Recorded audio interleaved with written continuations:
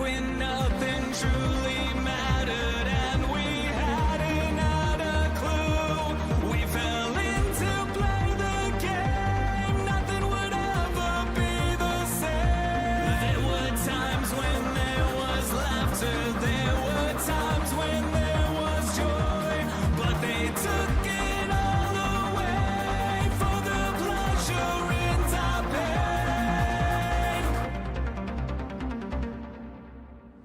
Well,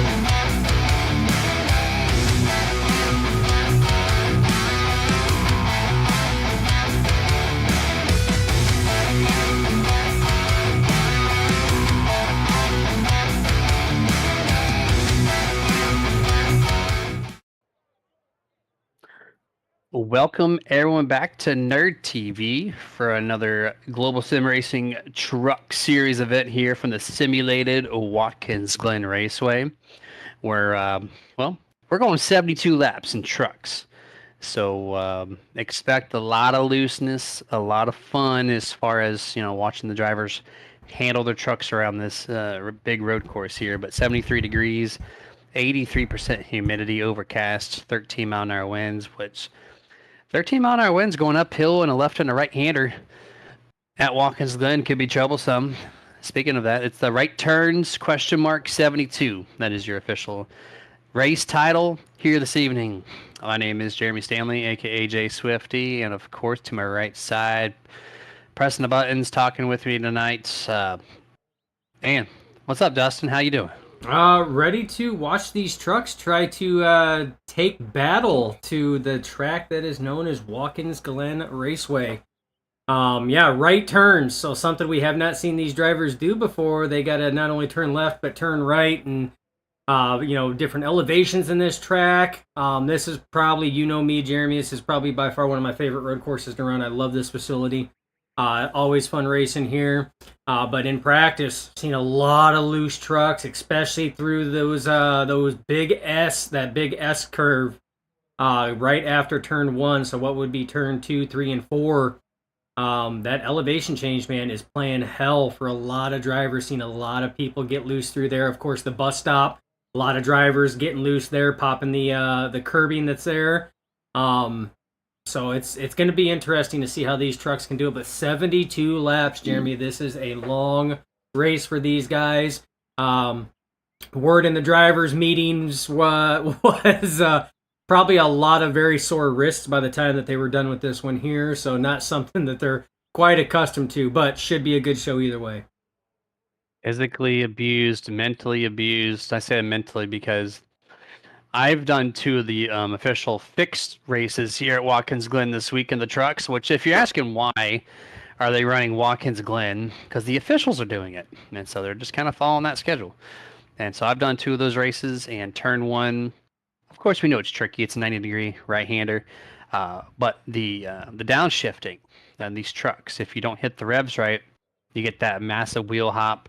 The thing wants to kick out. It's so easy to overdrive it, which this is not official, so you can drive it extra deep and get the incident point, not have any fault to you unless you get the yield penalty. But that alone is physically challenging and mentally challenging. And you go up through the S's, right? Your tires are hot. You maybe spin the tires in second gear after exiting turn one.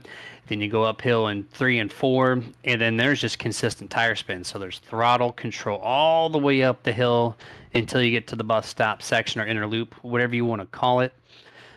So yeah, definitely I would imagine someone's going to be feeling it here for sure. But Dustin, we're looking at these times. The official stuff in my top splits, we're running 113s, maybe mid 112s at most. Look at on the top of the board right now. We got two 111s. That's Austin McGill, Bobby Mantle. I have zero clue how they're doing it. Yeah, these times are blistering times. Now, granted, this is open setup, so that's probably playing a lot of factor into it, whereas For you were sure. running fixed, but still, 111s around here is just nutty. These guys are definitely laying down some fast ones. Even the 112s, low 113s, so I would say easily your top 7 right now. So that's McGill, Mantle, Boyd, LeBlanc, Hayes, McCoy, and Luna, laying down some blistering times. I mean, even your mid 113s too. So even Knight, Marinko, Emmerich, I mean, they're laying down some good times now. It's funny you mentioned turn one. Turn one is so tough at this track. It is a sharp 90 degree after a super long front stretch that you are just building up every bit of speed that these trucks can pull and maintain, and then diving it down into a 90-degree right-hander. Drivers meeting, admin stated, make it through turn one, guys. You don't have to gain 10 positions going into the S's, which is turns 2, 3, and 4. Just make it through turn one, and then let's get some racing going. No full course cautions. So if wrecks happen, wrecks happen. There's no full course cautions tonight. So you definitely do not want to overshoot. You do not want to spin. You do not want to be involved in anything because it's going to cost you big time.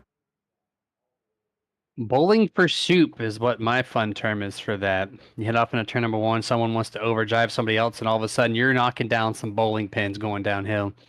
But qualifying's over, Dustin. Only 12 taking time out of the 18 there in the session here, so we're going to get our cameras off your screen and go straight to the grid walk here for the right turns question mark 72 for the Global Sim Racing Truck Series at Watkins Glen Raceway.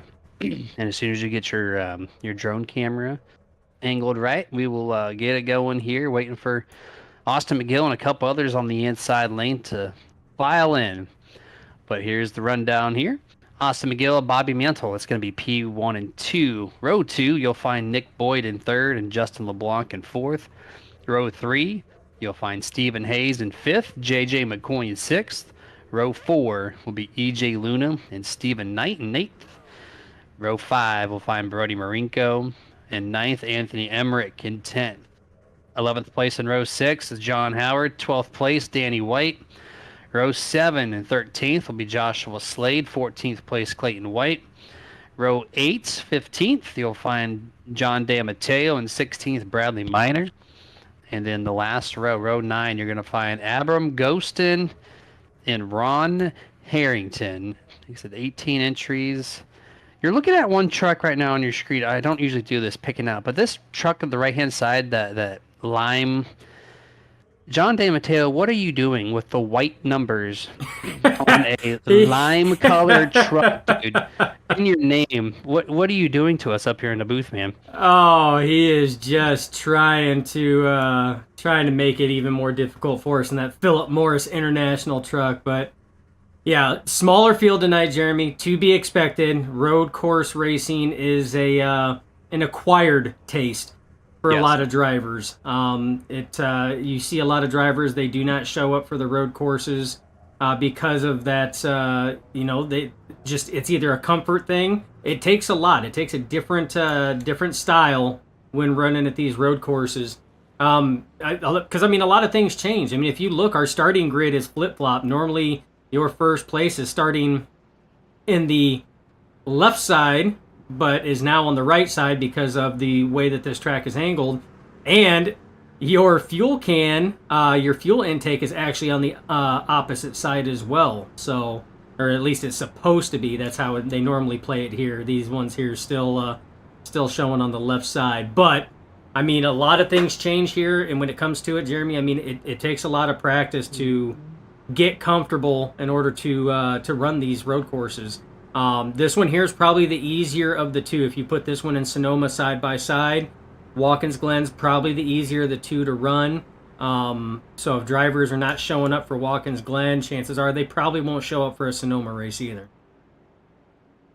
Yeah, 100%. Very natural. But the cool thing is, on the YouTube side, we've had the most action, I think, ever in our chats before the green flag is dropped. Right? And we have the most views we've had in quite some time before the green flag is dropped. For a track that provides less drivers naturally, to see the numbers up on the YouTube side, congratulations, guys. You did it. Somehow. You guys are putting on a good show in the chat. You got Michael Hayes saying, let's go Lone Star. Jory Baker saying, yeah, man, so attaboy. Well, he did the MAH. I don't know if that means milliamps per hour. I'm not sure. That's, there you got. It's my boy. You pronounce it my boy. You got the capital A in there, so there's that. Don Blazer saying, "Get it, Austin," and then I think Holmesy had the very first one saying, "Go Grim Reaper." So we got the cheerleaders out there. We got the viewers out there. 15 live on my YouTube feed. We got 1.5 corners left, and we're going to go green flag consecutive for 72 laps. Don't think we're going to see a caution unless an admin decides there's blockage, maybe turn 1. We're going to find out here real quick. Pace truck down. Where do you have to go? Get this business started. Right turns, about to find one. Green flag is out here. 99, 89 at the line, dead heat. Austin McGill maybe just barely. Oh, almost having contact. Excellent camera angle to see everything through turn 1. Clean all the way through, Dustin. Yeah, and that right there was the toughest corner to make, was that turn 1. going through there. It is, you can't put it into words to explain how tough that is to woe these things down. You got trucks going 2 and 3 wide. It is a very difficult thing for these drivers to be able to do that and to make it through turn 1 without any issues. I mean, I don't even think anybody went off track. Oh, we got Nick Boyd around there. Here we go. Contact. No. Oh, more contact. Big pile up. This has got to be an admin caution, please. Well, there's one back down. Oh, Nick man. Boyd backing it down completely. Manually disconnects. He's done. Dustin, we're staying green. We weren't sure if we're going to see an admin caution. That right there is going to prove the point is you are not going to see a caution all night long. And big pileup. Let's see what happened. Yeah, so Nick Boyd went in there. Was this just a curb hop? And that's exactly what it was, a curb hop. Left side tires touched the grass, so that was enough to break it loose. And then just went over the rumble strips. Could not get grip enough to prevent it from going down. J.J. McCoy just squeaking by. You see the 85 of LeBlanc gets a little bit of contact there. Stephen Hayes goes around. E.J. Luna, front nose damage on that one. Like he bounces into Stephen Knight. Oh, yeah, Anthony Emmerich gets a piece of it. Looks like Brody Marinko gets a piece of it on that T-bone. And then everybody else just seems like they are able to squeak by there. Brad Miner squeaks through, splitting them. So does Ron Harrington. That was just a big wreck, Jeremy. Huge wreck. 6 trucks involved. Pile up just on the outside of the inner loop. You see on board. I think that was Anthony Emmerich on the 23 from Team whatchamacallit, if you can't read that giant spoiler. As he makes his way through with a little bit of damage, goes wide, let some people by. And we got another camera angle here. Looks like Brody Marinko in the 54. Takes a conservative approach, sees the smoke, backs it down, goes wide. Nick Boyd goes wide. EJ Luna checks up right in the middle. He had nowhere to go, so he had to slam on the brakes. Contact. And then there he goes. Yeah, tough break on that one there. A lot of those drivers, they had nowhere to go. Just everything was completely, blocked up. They had absolutely nowhere to go. And Jeremy, what a difference an incident like that just blocks the track does. Look at these two drivers. Austin McGill, Bobby Mantle, they are gone. And when I say gone, I mean gone. Right there's third place Stephen Hayes. It just popped into your picture coming out of the S's. This is through the bus stop right now. And these guys are just laying down some fast laps, Jeremy. But right now, everything is spread out. Stephen Hayes, J.J. McCoy, that's your battle for your podium right now, your final podium spot. J.J. McCoy was saying he needed to find some speed tonight. He was under power, but I tell you what, he's running very good right now. It's not always with speed, it's with consistency. And then you have a huge break all the way back to your 5th place driver right now, Clayton White. Up 9 spots, by the way. Let's talk about that. Up 9 spots, and I'm sure that accident that happened right after the bus stop probably helped out leaps and bounds a little bit on that one. Yeah, 14th to 5th. And the opening laps here for the number 14, Clayton White. As we're completing 3 laps now. 69 laps left. And again, no cautions. And you're going to see the massive spacing out, this is very natural road coursing. But to have it does really because of that big wreck is just really going to put drivers on edge. If they're going to try to make up ground, they're going to have to stay focused for a crazy amount of time here. Make sure you don't curve up like Nick Boyd did on lap 1. You see a good little battle here. John Howard in the 78 leading. Bradley Miner in the 46. This is 8th and 9th on your screen. Another battle here. Danny White leading Marinko. We're actually going to take to the inside. Haven't seen side by side here yet tonight. Makes it happen cleanly. Yeah, Marinko was risking it there. That was the same move that Nick Boyd had made when he lost traction and grip on his truck there. So very gutsy move there, but Marinko's able to make it stick. Now, one way you can make up time, Jeremy, is on pit road.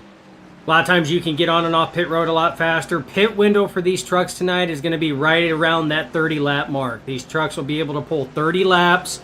So that is going to be a 2 pit stop race as it sits right now that these drivers will be able to pull. So You might be able to make up a little bit of time there, but Jeremy, like you said, the rest of that time is going to have to be made up on the track. I mean, there's just no other way around it. Yeah, 100% there. We're kind of just cycling through here. Here's the 14, Clayton White. The guy who's up 9 positions so far. Highest mover in tonight's field. One upping the 23 of Anthony Emmerich. Well, actually, I take that back. He just got shuffled. It's Bradley Minor that had that number there. So Bradley Minor up 8, Clayton White up 9 early on. Austin McGill's broken out to a 1-second lead. And then third place, Stephen Hayes. You already touched on it, but the gap continues to widen. Second to third place, separated by 7 seconds. Oh, yeah. Like I said, they are just taking off right now. And to be expected, because, I mean, if you look at those two drivers, being the 99 of McGill, the 89 of Mantle, they were the only two drivers in the 111 bracket. So it's no surprise that these two drivers are taking off right now. But that gap between first and second, McGill right now just working his way, putting more distance in between himself and Bobby Mantle. I mean, he's doing an excellent job, fresh off a victory.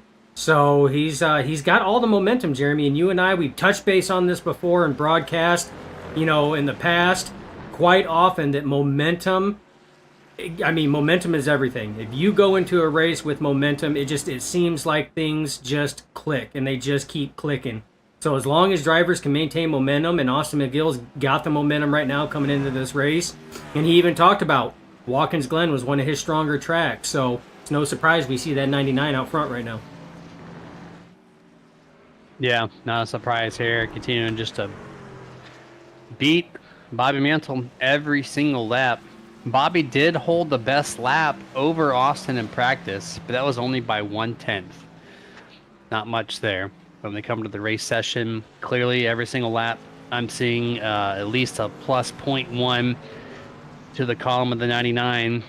And it looks like we got something on the Nerd TV replay. And here's John De Matteo. You can't pick him out by number.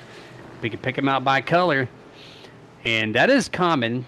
You can't do that in officials because you get the 1Xs. Correct. But in the league racing, though, use it. If it's got pavement, if it makes your vehicle go faster, ramp those curbs all day, and we're gonna be chasing those along every single lap here. Yeah, it's just, you got to be careful, Jeremy. You really do.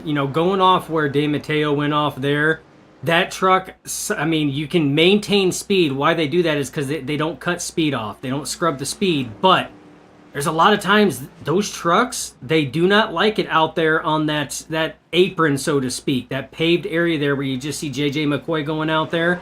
The trucks will get a little bit more upset. The weight jacking and the shifting of it and everything else. You drivers have to work the wheel when they go off there. I mean, you will feel it being loose as you go off there. So a lot of times drivers are taking it in their own risk by going out there to try to maintain that speed. And that's a tricky corner right there. We just saw JJ McCoy do the final corner 7 or corner 8, depending on if you're looking at the iRacing map or the actual track map. Final corner, that right-hander. It's very tricky to me on what gear selection. If you like a really slow entry and try to straighten your exit out, maybe you drop it to second gear. For me, I keep it in third gear because I try to eliminate tire spin. I know it's low RPM, but it still slides a little bit on the exit, so I have to chase the truck. So third gear, fine for me, but I know if you want to run those Austin McGill, Bobby Mantle times, second gear there. And in this corner, our there we go, the inner loop. Part-timer here, Matt Keach, when he does voices for us. He runs second gear in the inner loop right there. I choose again to run third. It's just too much tire spin for me, but yet that's probably why I'm not the fastest. But that's more common right there. You see him jumping up onto that table. It's a little bit higher raised than the actual track surface. This one you get a 1X for. Joshua Slay loose in there. He's going to get that 1X. He's way out there. You don't want to go that wide, but you can do it a little bit. Yeah, it's on that one there, Jeremy. We're going to go back and take a look. It looked like he got into the corner hot on that one there. He didn't sit here and woe it down. As he's getting into the corner here, you're going to see him. He got a little loose there, and then he kept chasing it. Still loose. Tires finally bit right there. Now he's back on it. And that's what you were talking about. You have to be careful when it comes to those braking points. When you get off the throttle and you start getting on the brake and start downshifting, like you said, if you miss a shift or you get that high RPM, you get that wheel hop. And it is going to, for everybody out there looking, it's going to appear like that truck is loose. And that's what that wheel hop does. It's your tires are literally not making full contact with the pavement, therefore you can't turn. So if you are getting loose, you don't have the control to try to counter steer out of it to prevent it from getting loose. It just continues to get loose until, better contact is made between tire and pavement. Yeah, 10-4 on that. And the chats here, I see Josh Raymond, he's in here. How's my boy Tony? I'm expecting a top 5. And then he said 23 just pitted. What's going on? Why did Tony pit? So, that's a great question. He was a part of that wreck early on, and I'll tell you why. We have a blown engine from the 23. That's why. That's why. Yeah, we're gonna have to go back on his lap 5. This is pit entrance catastrophe for the 23. I don't know if you got a clip of that, but loose in the final corner. Just completely destroys the inside guardrail. And here we go. Gonna get loose. Slide, slide, slide, slide. And your night is done, sir. Man, heavy impact. I did not catch that on my end.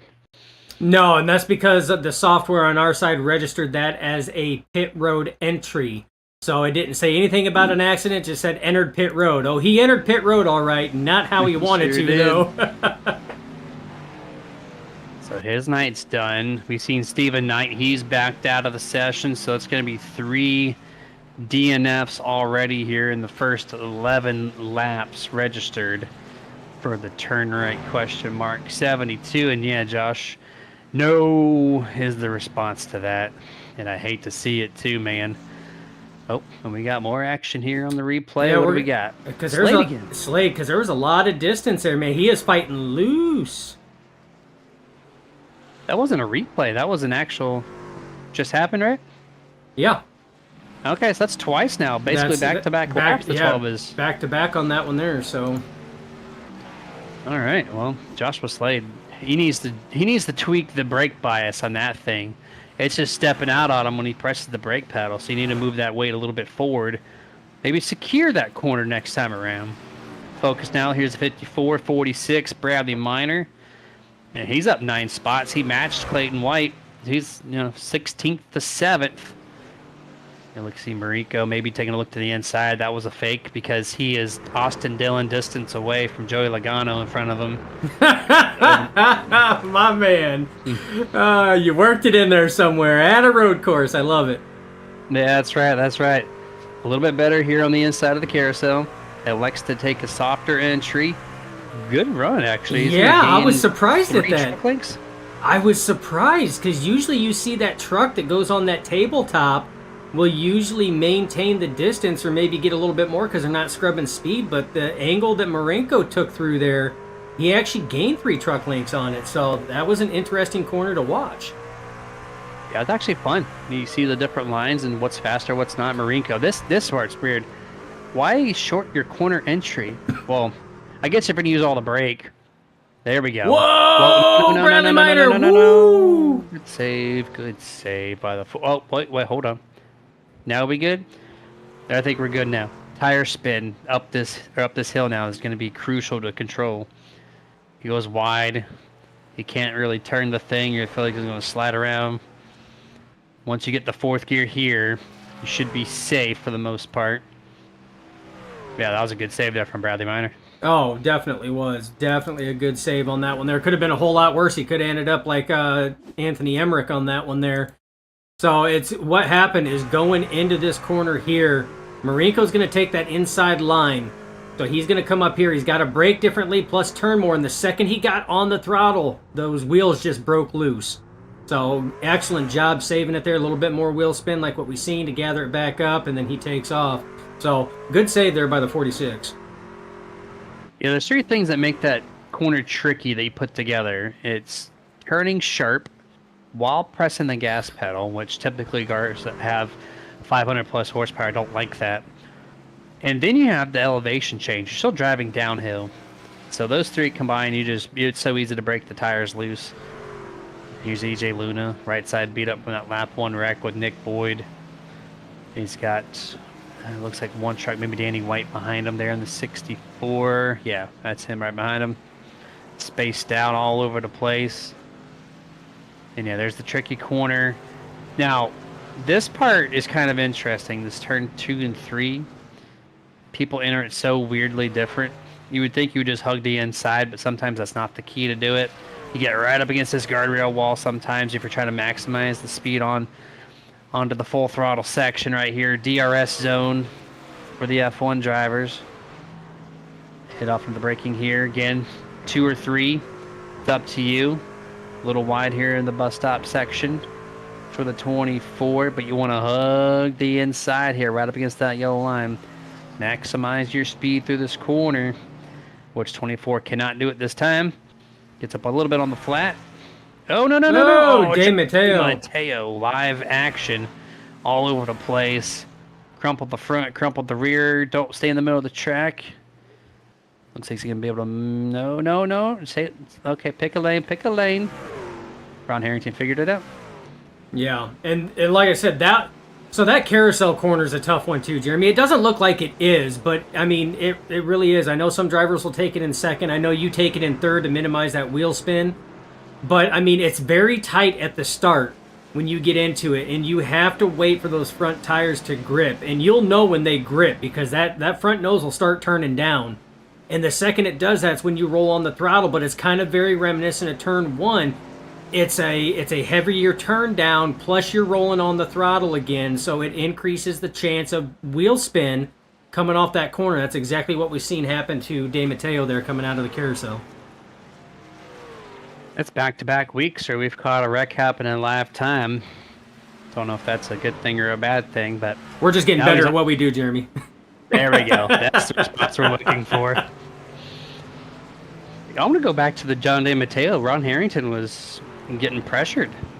John's faster. Oh, he lets him by. Okay, and there's... Okay, here comes the lap traffic. Austin McGill in the 99 passing trucks to put him a lap down. 15 laps into this thing. So, no! Wow! You said your job's getting better. Oh no, he drops over. Oh my! I'm getting good at finding the wrecks too. Goodness! No way! The sheer chance that we were on board when that happened. Holy moly! Engine's blown up too. Oh yeah, he's hurting. We're going to go back and watch that one. Now, Jeremy, break this down for me. So you have the lead lap truck, the leader, on the outside, and De Matteo is right on that rumble strip there. I mean, his spotter's telling him car to the left, car to the left. I mean, it's at that point in time, I mean, should the driver there, knowing that, give more room away from that rumble strip, or was De Matteo doing exactly what he needed to? You're going a lap down. You got the race leader there. If your spotter's on somewhat chatty, like you said, he almost pulled second place truck. He got involved with the leader, then almost wiped out second place. That would have been a 2-for-1 tragic mess. But needless to say, you're side by side with the race leader, at least someone that's faster than you, period, right? And so you want to give a little extra room. As the race leader, at the same token, you have a 2+ second lead. Do you maybe lift and just let the lap down truck make the pass clean and then figure it out? I'm not too sure, but it's just two guys going for the same real estate at the end of the day. And as we know, physics don't work that way. Right, and that's why I was asking. I'm not putting blame on one or the other. You know me, I'm not the biggest road racing guy, so there's still certain etiquette that I myself am still learning. And that was one of those. Is as the leader. Do you sit here and back off knowing that you see the 26 right there and that you're going to run out of real estate on that tabletop? Or, should the 26 have moved a lane down knowing that the leader was right there on the tabletop? It could go either way. So me personally, I don't know what the racing etiquette is on that one.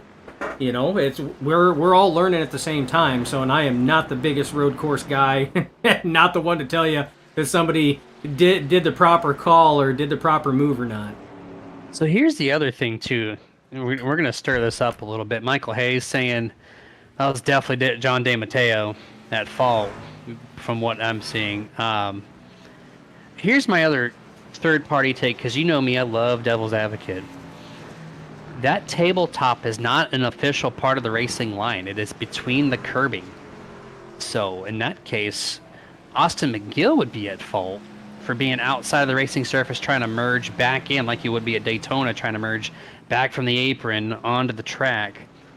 So maybe that plays a factor into it. Who knows? That's, and that's a very solid point too. And again, for everybody watching, we're not putting blame on anybody. We're just throwing out, different perspectives and points of view on it. And I never looked at it that way, Jeremy. I mean, that's why that curbing is there. I mean, your track is to the right of that curbing, not to the left. It's just that NASCAR doesn't penalize for going out there and utilizing it, nor does iRacing. So that's why drivers use it. But it'd be no different than utilizing the apron. A lot of tracks and super speedway events, if somebody goes down there, you don't have to let them back up. They went down there by choice. You don't have to let them back up. So, I mean, I could see it going that way too. It's a tough situation there. I mean, it didn't seem like it affected the 99 of McGill. With the only exception was it closed in Bobby Mantle a little bit on him with that. But I think the one that, paid the ultimate price on that would have been the 26 of DeMatteo for sure. Yeah, his night's done. That's going to be the fourth truck to not be able to complete this race based off of that. And I mean, maybe they'll fix the engine damage. I don't know. Actually, you know what? They did. He's back on track. 3 laps down. I don't know how that's possible, but he's out there. So we're going to continue at just 3 DNFs then at that point. There's the 14, Clayton White. We've talked to him. Once he did that passing to 5th place, he's stagnant. He's locked in. But he's also only a second away from 22 J.J. McCoy, who's on your screen now at the start-finish line. You see him right there chasing him down, driving it in deep. So finally we might see a pass here inside the top 5. Ooh, loose is Clayton White coming out of turn 1. That's not uncommon, though. Again, we talked about the weight jacking, and the weight getting offset going through there under a heavy braking turn and then a heavy gas point to get back up, through the gears.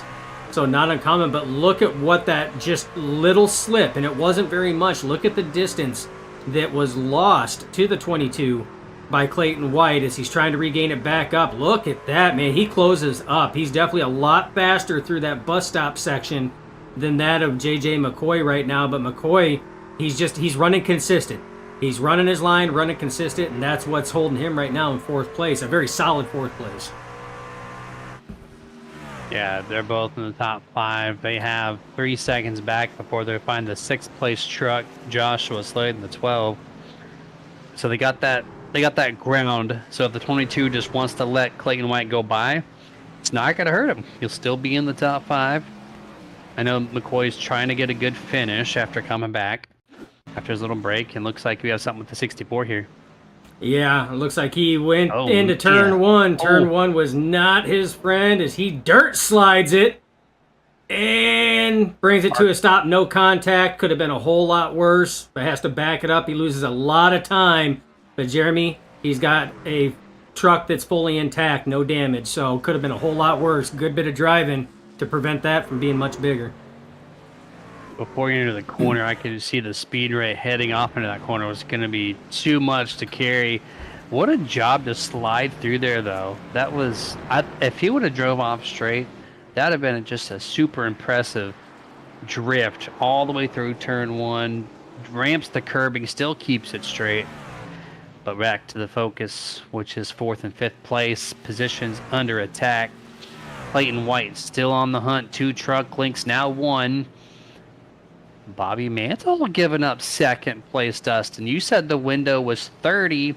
I guess if you come in a lap 20, you go 20, 40, 60, and you can make the final. But do you think maybe that's the call for the 89? Yeah, well, it's not uncommon for, Grim Reaper Motorsports to try different things, and they've been known to try to short pit it as well. So that very well could be what's going on. One thing that surprises me, and I was kind of looking forward to it, is Chad McGinley is not in attendance tonight. I was kind of hoping to see how he fared on the road courses. I mean, we know how he performs on the speedways and short tracks and everything else, but I was looking forward to see exactly how he was going to be able to throw down with all the other drivers at the road courses. We got 19 viewers. I'm almost certain he's one of them, taking the night off. 7 trophies to his 2024 season. Oh yeah, he didn't need to be here. Let's just throw it that way. He's good with points. So I mean, he's just chilling. He's just chilling. If he didn't want to sit here and get stressed out with road course racing and some of the shenanigans that comes along with strictly road course racing, probably not a bad night to just sit back, crack open an adult beverage, and just sit back and watch a broadcast. Speaking of adult beverage, we're 22 laps in to a road course. We haven't cracked a single plug. So you're slack-a-lacking, Jeremy. We have had a lot of action, though. We have had a lot of action, so surprisingly, and that's very good for a road course. But we're talking about beverages. Victory Fuel. We don't have a video plug for him, so it's something that I'm drinking right now. Literally to my right-hand side, I crack one before every single broadcast, as you may have called. There it is. There's the sound of one. Absence of caffeine, low sugar. It's got electrolytes, so it keeps you hydrated, gives you a little boost of energy, and it's good for the entire family to drink. 3 flavors now on deck as of this month, and look for the red, yellow, or purple cans. And head over to drinkvictory.com. Of course, use Super Nerd as your checkout code. Saves you 10% off. And it's a very tasty drink. And they're definitely going to need one after tonight's race, Dustin. Oh, for sure. That is understatement of the night. But I tell you what, the way some of these drivers are racing, like this battle has been going on now, Jeremy, for the last, 5-6 laps. These drivers, both McCoy and White, just duking it out. They'll get close. One driver will slip, then the next one will slip, and they've been in striking distance for a while. I mean, we still have Austin McGill still out to a commanding lead right now. Remember, Bobby Mantle gave up second place. He came down pit road, so Stephen Hayes is running P2 right now. So really, that's the battle for the final podium position as they run on the track right now. Granted, we still got green flag pit stops for everybody, but as they currently run, that's your battle for third. I don't know if you noticed, after Bobby Mantle pitted, he is still on the same straightaway as McCoy and Clayton White. The 89 is 5 seconds back. Fresh tires. He just passed Ron Harrington. So now he's going to run down real quick, 5th and 4th place once again to get himself back into that position and back to top 2 ultimately. But utilizing the fresh tires, doing a huge shortcut, this might be the right call for the 89. And it very well could be. You know, it's the only kicker is he's going to be able to cut that distance between himself and the leader of McGill. But McGill's going to come in. McGill's got a huge buffer. So, I mean, there's a chance that McGill can come in and come out of the pits still with the lead, depending on how much of a lead he actually has. And the issue with that is he's going to come out with fresh tires and is going to be blistering. So we won't know the full effect of this one right now, because right now McGill's got a 25-second lead. 25-second lead.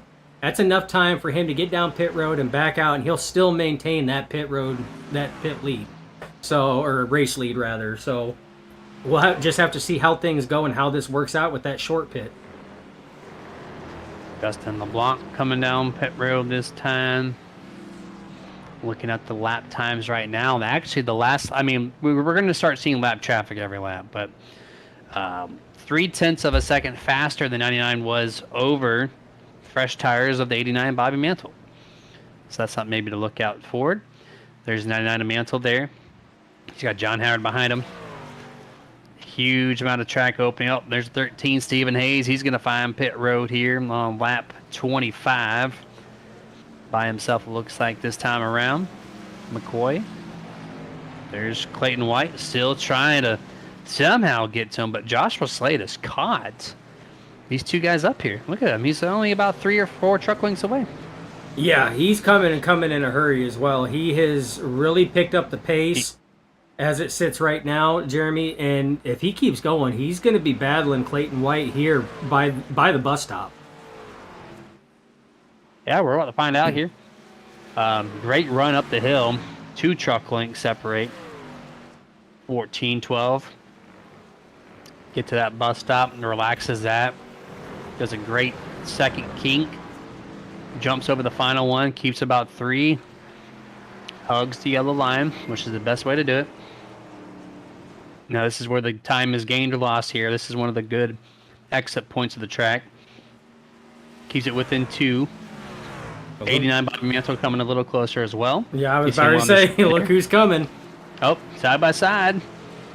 And like there, Joshua Slade's going to pick up the spot unless Clayton makes a dive. He locks it down enough. Good job. Oh, he's coming down pit road.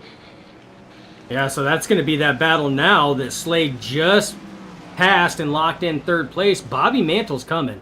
And Bobby Mantle's got fresh tires as it sits right now. Slade, McCoy, and McGill have been on their set of tires for 25 laps as it sits right now since the drop of the green flag.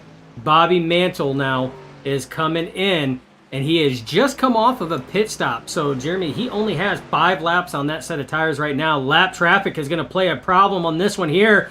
Brad Miner trying to figure out where to go to get out of the way. He's trying to stay out of the way. Slade's going to go to the inside, going into the bus stop right now. Mantle's going to try to follow through. Going to put him on the outside here. Inside on the last kink. Cuts the grass just slightly. Brad Miner goes off track. Brings it back on, but look at the distance lost in that interchange. Austin McGill, leader on pit road. You said slightly cut the grass, and, well, looks like Bradley was bought the whole lawnmower out there with him, but 99 on pit road, you called it here. He comes down the same lap with John Howard in the 78. Perfect pit entrance there.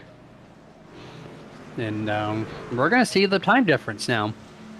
McCoy's going to stay out. He's going to be, what, your new race? He's going to be your new race leader. Yep. Joshua Slade, he's down pit road. Here's Bobby Mantle. Turn 1. Oh! John De Matteo, your bingo card is filled with wrecks, sir. You just took out the race leader.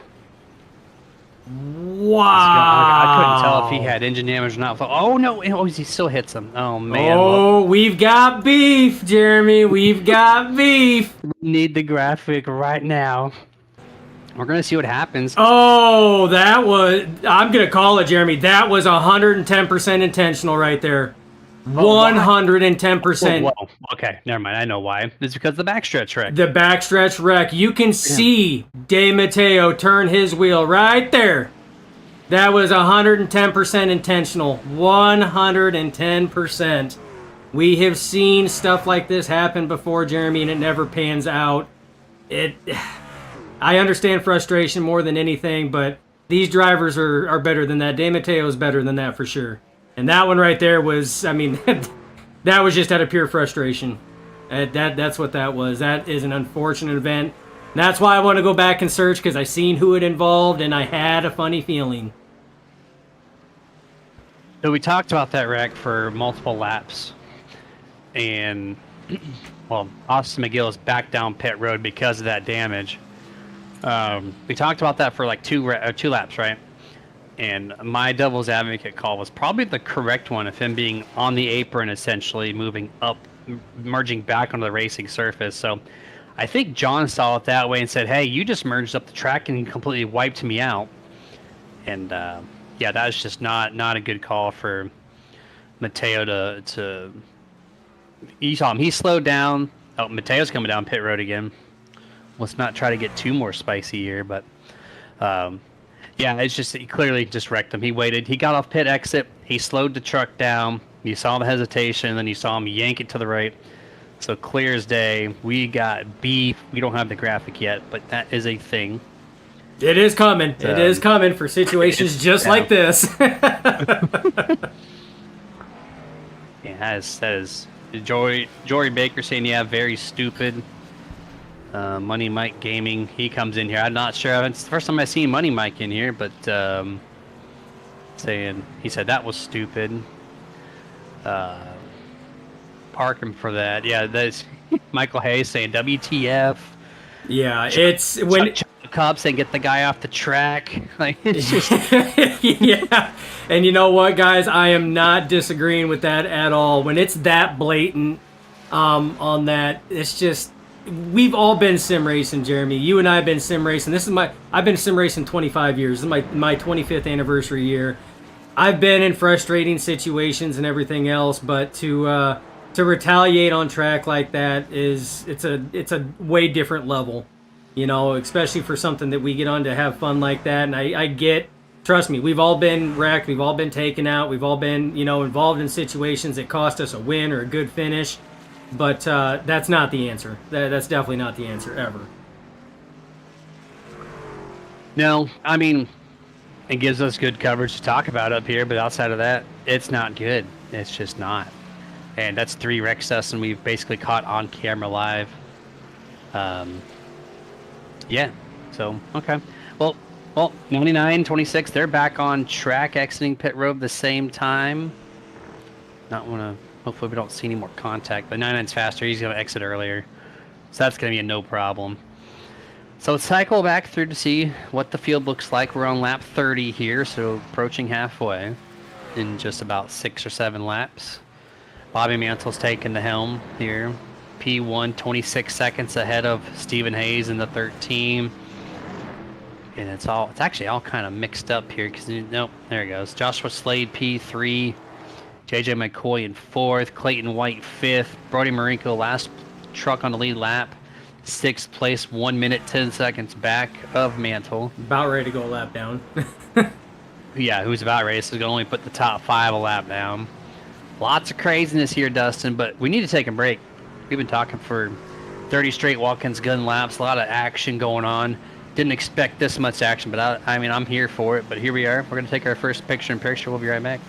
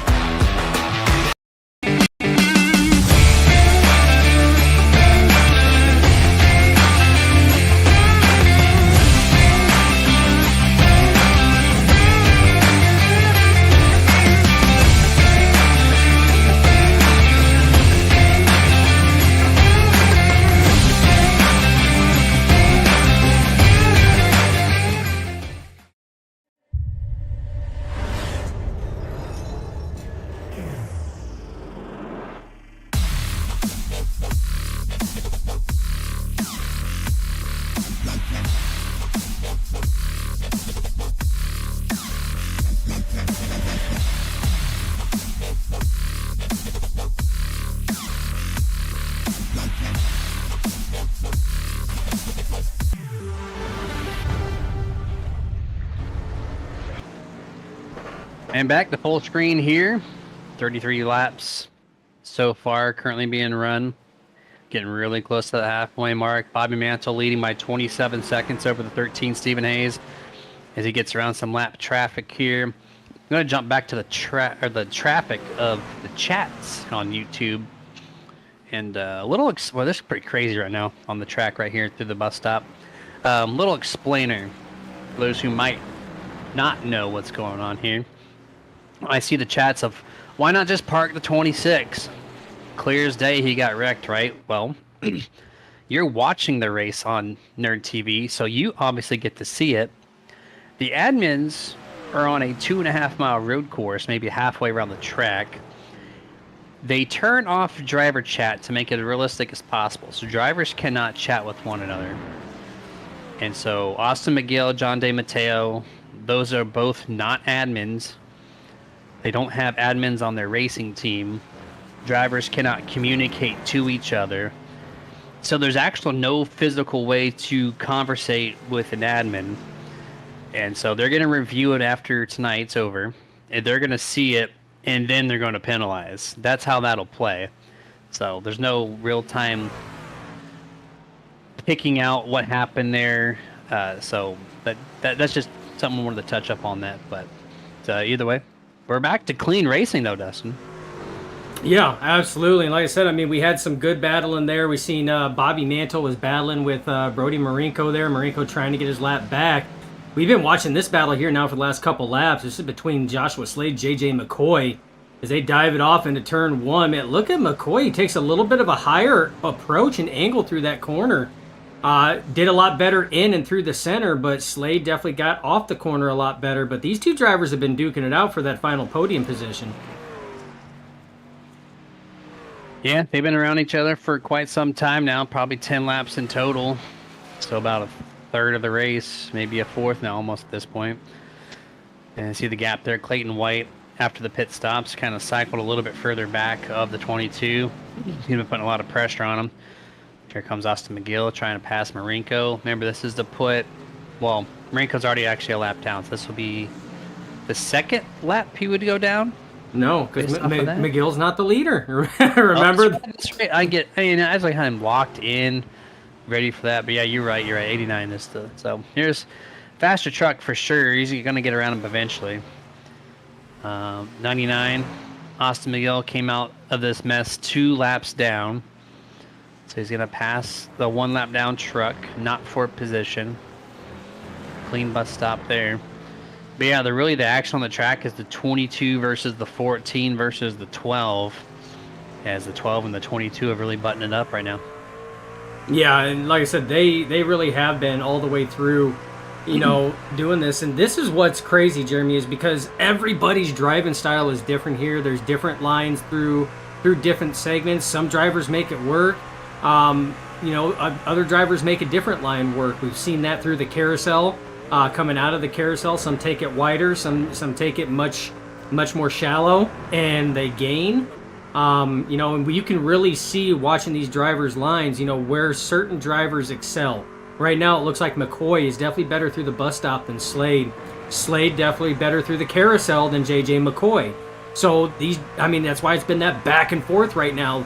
You know, one driver's better through one section, you know, gains a little bit, but then he's not as good through another section and loses a little bit.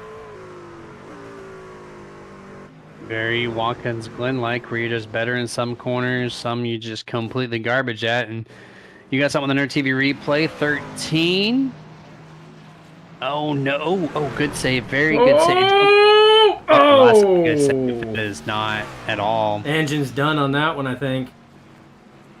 No? Yep. Yeah, yep. He towed back. Engine is done. He turned it off, yeah. I was wondering why the smoke went away so quick, but I did see the gray smoke in there. Yeah, so, I mean, that one there that's a tough one. Save here, though. Right, Dustin? Like, he was dead here, and then he saved it. Oh, yeah. He saved it, brought it back. He was still good, and then just let the wheel go just a split second too soon. If he would have kept it on the track and not hit the grass to cause that wheel spin, Stephen Hayes still would have been pulling laps around this track for sure. Yeah. That's twice now we've seen heavy impact there off the carousel, turn 5 or 6, however you look at it. I call it turn 6. But, yeah, I had one last night in my official race. I've seen 2 here tonight. That's your coffin corner, I guess, if you're going to put that label on a corner here. for this race in particular. Here's the 12 and the 22. 22 a little left to right motion on the corner exit. He's going to lose 2 truck lengths over Slade. Driving it. Here we go. We're gonna do a little roof camera action. Much better in turn 1. Of course, those guys get the 1X for driving all 4 wheels on the left-hand side of the curbing. Gains the 22 a little bit of ground. He's gonna drive just a little bit lower. Joshua Slade a little sideways. Look at the distance he gains, though. I mean, it's just going through that S section there. You know, he gained about 2-3 truck lengths on that. Yeah, I mean, just like with most oval racing too, if your car or truck is loose, you're going to be faster if you can maintain it and control it, right? That's the thing. So McCoy is, although he is more stable, he is slower. And so that's why Joshua Slade in the 12 is able to pull away like this. And they're both actually, look at the 14 way back there. Not like it was before the pit stops. 14's kind of off a little bit of the pace here. Yeah, I mean, still solidly running in 4th place with everything that's kind of stirred up the standings right now. Obviously, Austin McGill running P9 off the lead lap. You know, that kind of shook things up. Stephen Hayes, who was up there in the top 3, you know, getting loose, coming out of that carousel there, almost having it saved, and then hammering the inside wall. That's shaking up the standings a little bit. Bobby Mantle still leading the way, but that now puts Joshua Slade P2, JJ McCoy P3, Clayton White P4, and Brody Marenko now is your final truck in the top 5.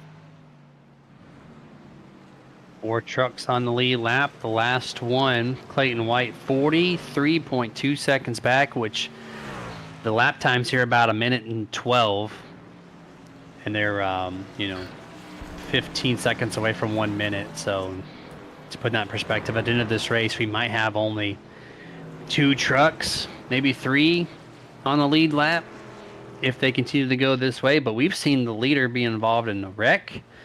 We've seen second place be involved in a big scare. So I guess there's a lot more action potential to come. But this is the pass that would have been second and first place. But McGill, obviously 2 laps down. He's going to get one back the hard way, though. This is going to put him 1 lap down here once he passes the 89.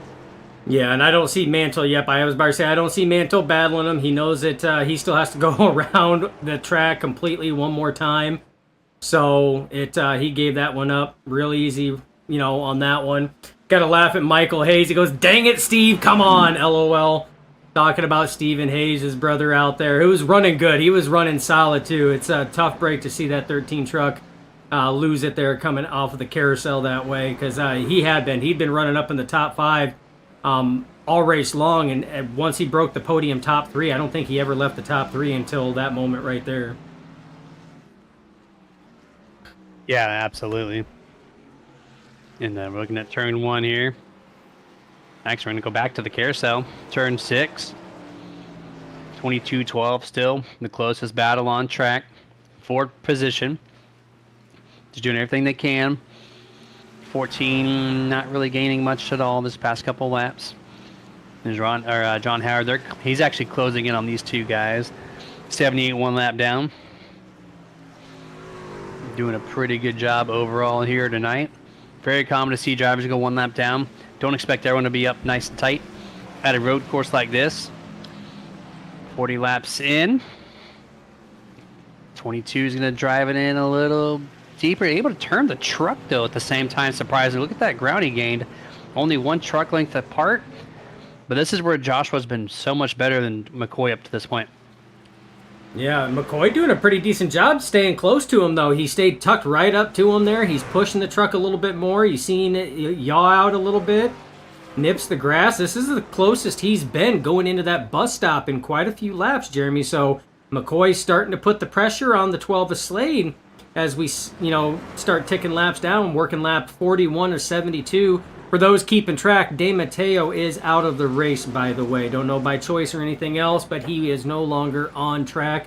One of a number of drivers who have retired or is not competing in this event tonight. The right turns ? 72. I think when you announced that, the front stretch crowd, I heard a little cheer. So, Probably heard a little cheer out of the 99 camp there too. So that's absolutely true. That could be from both the crowd and from the front pit stall of the 99. Speaking of 99, it kind of rhymes, but Brian Fine is in our chats here. Our Tuesday RSR Next Generation Cup Series driver. Saying, hey boys, Bristol and I watching the race while watching the Wiggles. Oh, the Wiggles. That was insane. Bristol even more surprised. Right. Or what was even surprised. So, yeah. I think everyone watching was surprised at what unfolded here. We usually don't get eventful road course races, and well, this one on our seats is a good one. But needless to say, appreciate you guys. 22 live viewers for a road course race. Glad to see Bristol's joining too. It's always good to get them started while they're young there, Mr. Brian. I'll call it 23 viewers because she doesn't have a YouTube account. So actually 24 because we're at 23. So your numbers are rigged. Well, okay, we'll put it this way. We'll say 23 and a half, right? There we go. There you go, 23 and a half. I'll take that. Looks like Danny White might have had a little bit of an issue here as well. Oh, man. Well, we're going to have to back that one up and take a look at that. Jeez. Yeah, that's an issue. That's right through the bus stop. See exactly what happened here. So, not a bad entry there. Wasn't bad there. Clean. Yeah, clean. Oh, it's just that wheel hop coming off of that last one was just enough. He went to try to turn, and the wheels were off the ground, and he didn't have anything to try to counter it coming off. Yep, yeah, right there, that wheel hop. That little wheel hop, that was all it took right there to send him flying into the wall. Tough break for that 64. Like many drivers, has been struggling with this track here, because this track, I'm telling you, some of these drivers may make it look easy, folks, but I'm telling you, it's not an easy track to drive, not by any means. Chad McGinley on the YouTube side saying wasn't feeling a 72-lap race at Watkins Glen after Road to Pro and officials this week. I don't blame you. Don't blame you. Good news is one of your Grim Reaper Motorsports drivers is out front right now, Bobby Mantle there, Mr. McGinley, so you can sit back, relax, and watch the show, and we'll see you back next week for sure. I don't know if you had a 0x pop up on your end for Bobby Mantle, but on lap 42, he scraped that entrance guardrail to the bus stop, and I heard that metal scratched the right side door, and I was like, man, he was about 2 inches away, or even 1 inch from having his night completely ruined. But so one little close call from Nate, and then the other one came from John Day Mateo's original wreck on the back stretch, almost swiping him, coming back up late, headed off into turn 7, but either way. And then Brian Fine saying Little Fine and Big Fine are having a fine day. Love it. Even when we're not sitting here covering RSRs, still with the fine jokes. Keep them coming. Absolutely. And of course, he's cheering on Let's Go Bobby. He's been working hard this week.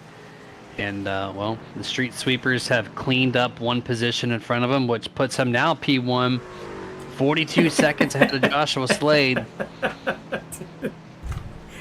The street sweepers, man. I'm sorry, I have to laugh. It's not at McGill's misfortune, but just the choice of wording you had. We'll call them pit sweepers, not street sweepers, pit sweepers, because that's where it happened. Oh, there we go. I forget the term they loved last. No, it was ship it like a flat rate shipping box. They loved it last week, and so I had to get one in this week. And I'm gonna think that one's gonna be the one that's gonna stick. And yep, no, that's it. We're 45 laps in, a little bit past halfway in the right turns. Question mark 72. 72 meaning the number of laps. Appreciate you guys sticking in. 8:09 Eastern right now. 23 still live on the YouTube side. We're just kind of cycling through the trucks here. A lot of nothing going on at the moment, so we're just kind of keep you updated. Actually, you know what, Dustin? Nerd TV Top 10 recap. Right, Why not? Let's make it happen. Let's tackle this thing. We try to do this once a race, and race leader Bobby Mantle going through the trickiest part of the track, jumping the curbs, make sure you don't tire spin like Danny White. And solid night here. He's got a little scratch to his front bumper, nice and center outside of that. Truck is perfectly clean. Almost got involved in 1 or 2 wrecks outside of that. Very great job so far from Bobby Mansell. Joshua Slade, second place, 43.5 back of Bobby Mansell, which we'll go back to that. Where'd he go? Let's cycle back. JJ McCoy in third. Well, who's in pit road there? Oh, That's JJ McCoy. Joshua Slade's back. Okay, so let's go back to Joshua Slade. There we go. It's kind of interesting. These internet connections on the virtual side. Second place here, 43.5 back. Passing right now the 25 Abram Ghostin.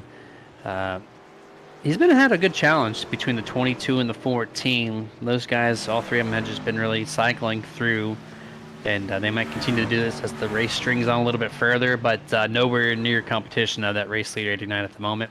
Third place, cycle back to JJ McCoy. We saw him on pit road. This is his outlap. Fresh 4 virtual good years on the 22 Toyota Tundra. And so that's going to be his, well, yeah, it'll be his final pit stop. You said about 30-lap window, and he's just inside there. So that'll be his final stop this evening. Fourth place, Clayton White's up 10 spots. He's in fourth place at the moment. First truck 1 lap down. Chasing JJ McCoy at the moment. Going back to fifth place, Brody Marinko, 54, 1 lap down as well. It's got almost the entire backstretch here to try to pass the 14. A lot of ground to make up. I don't think that 54 has enough speed, but you never know with these things at Watkins Glen. Bradley Miner in sixth place. He's also up 10 spots. 16th to 6th from 101 Motorsports. This truck has had a couple scratches on it. That awesome save in turn 1, too. Yeah, the one where he locked it down, almost hit the inside wall, decided that he didn't want to have that fate. He did an excellent job. So outside of that, it's been clean for the 46 up to this point. 7th place, EJ Luna, not clean. You got T-Bone there on the first lap. Not his fault, though. No, that was Nick Boyd. That was Nick Boyd for those who are just tuning in recently. A lot of damage to the right side. I think I saw someone on the left. He got his left front fender pushed in. This thing looks like a Bristol race truck. And he's just trucking along here in 7th. 8th place, John Howard in the 78. Kind of a lackluster day for him as far as, just been keeping it clean. Nothing really wrong with that truck at all. Hasn't really made contact with anybody. Just doing great here. Started 11th up to 8th, so up 3 spots. Good job there. 9th place, Austin McGill. This is the one. This was your race winner until he wasn't, as the pit sweeper swept his win away. And now he's in 9th place right now. 1 lap down. The last truck to be 1 lap down. And I imagine he's going to pick up maybe 1 or 2 more spots before this thing's done. And then your last place in the top 10 recap, number 25, Abram Ghostin. He's up 7 spots, 17th to 10th. I think this is the first time we've actually put the camera solely on the 25. And that's a good problem because you're staying out of people's trouble. And the truck looks clean. It's a beautiful paint scheme, too. And that's it. Nerd TV Top 10 recap. We got 25 laps to go, Dustin. Yeah, 25 laps to go. And the race, and I know there's been, so some viewers are coming in and asking what happened to Austin McGill. So it's actually a 2-parter. Yeah, Chad, you might be close on that one on the bye-bye 26. If I was a bet man, I'm not an admin, though, as your leader coming down for his final pit stop. It was actually a 2-parter, so it was a racing situation where 26 was getting ready to go a lap down, 99 was on the outside coming out of the carousel, so went off on the apron on that tabletop. The 26 was riding the curbing there, and obviously 99 ran out of space, had to come back down the track. Contact was made. 26 went around, got wrecked. Everything was fine until green flag pit stops, and there was, like I said, it didn't seem like there was anything malicious in the first incident. It was just a racing situation and a product of that corner and how drivers take it. But the second situation, we cannot say the same for that. We actually went back and replayed it, and coming out of pit road on that sharp right-hander before heading off into turn 2, and you could see the 26 turn hard right into the 99 and spin both of them there on the exit of pit road. So unfortunately, that's what's happened. Damage took place. That's what's put the 99 multiple laps down, but he's still out there battling it hard. So I don't know if you can, or I don't even know if you want to, but that lap wrecked, or that wreck lapped on 15. So I don't know if that's something you can bring forth. But either way, if you guys are watching, if you want to see it, you could also just wait for this thing to be over, or we can watch it live on the Nerd TV replay. Right here. So pause it if you can. I don't ask you to pause it too often. This is the debate. Austin McGill is on quote-unquote the apron. He's not in the official racing surface. John DeMatteo is. Austin McGill is your race leader. John DeMatteo is going one lap down.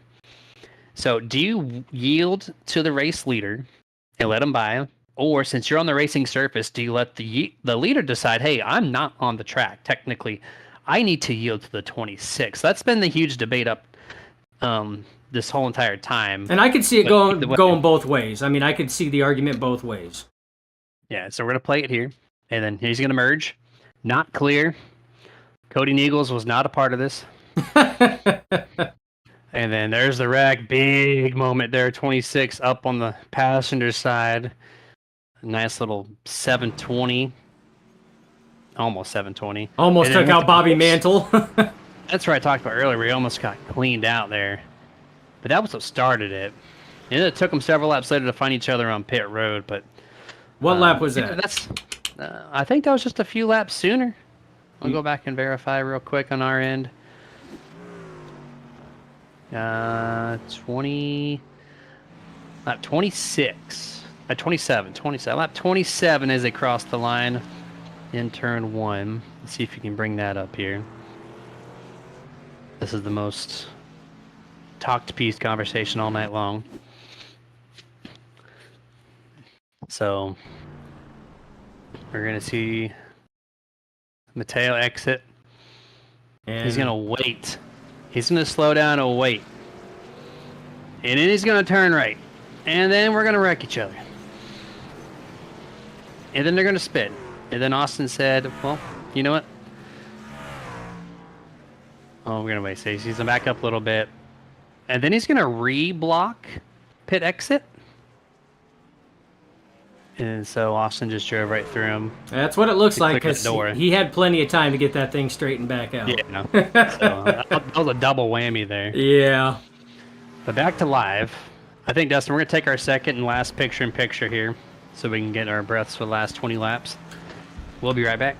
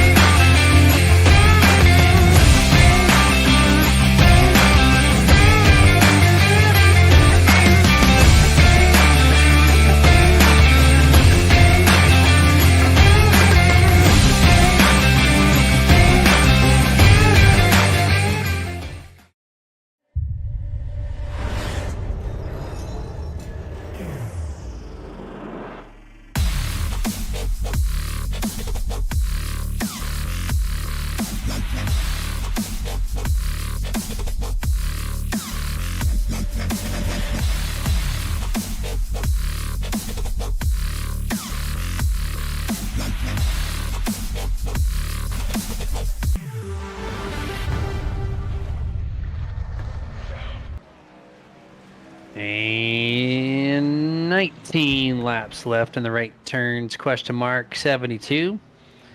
There's your race leader, and preemptively going to be the race winner if he can hold it on. 48-second lead over Joshua Slade now in second place. McCoy dropped back a little bit. I'm not sure what happened to the 22. He came into pits when we were doing the top 10 recap. So, right. Okay, so I guess Joshua and Clayton have not pitted yet. That would make all the sense. I see a little damage to JJ. I don't know where that came from, but a little more Danny White action here, possibly. That's the same thing as before. Oh, he did the same. Okay. Same thing, different result. Yep, same thing, different result. Literally the same thing. The first two perfect, the third one bit him. Yep, and I mean, it was almost, I mean, it's almost picturesque. Exactly how it was before. I mean, he perfect there. Hops it, and just that little bit of wheel hop, and it breaks it loose. This time here, though, he's not able to turn it out of it, and it actually turns and noses harder into the wall. You're going to see that puff of black smoke come out right there. That's all she wrote on that. Boom. There it was. Well, his coffin corner is the inner loop. Twice that thing has struck him in the same exact everything except for the end result of that wreck. The second one being much worse than the first, of course. And that's going to put the 64's night to a close. Jeremy, with everything going on, don't know if you are aware of this or not, but Austin McGill is chasing down 5th place Brody Marinko right now. This guy, with everything that has happened, he's coming in for his final pit stop now, but he was coming, and there's still a chance he could sit here and nab a top 5 finish out of this with everything that has taken place tonight.